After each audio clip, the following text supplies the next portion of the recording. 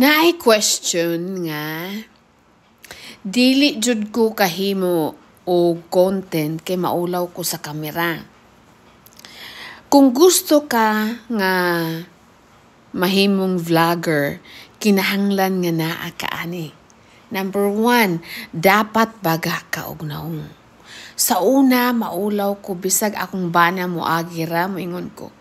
Darling, adto kas kuan kay nag-video ko kaingon ko ana ka maulawon sa kamera.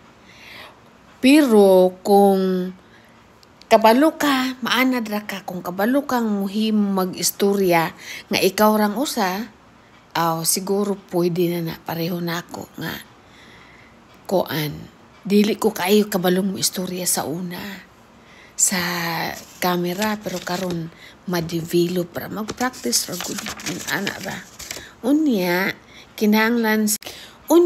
kinahanglan ta nga makabaluta og mag-video ta nga na ay mga tao, sa daghang mga tao, like public places.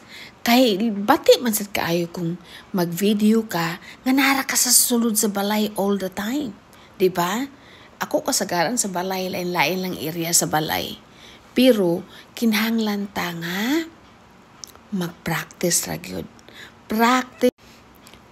Kaya ang ato kong problema, kung gusto yun ka nga mahimong content creator, nga baga dyan tagnaw. Kaya dili yun mahimo nga magsigit tag vlog unya maulaw tas camera. Kaya ikaw man bitang usap, pero kung kabalo na kang mo-overcome sa imong fear nga pagharap sa camera, kabalo na kang mag-video sa gawas, di ba? Practice lang.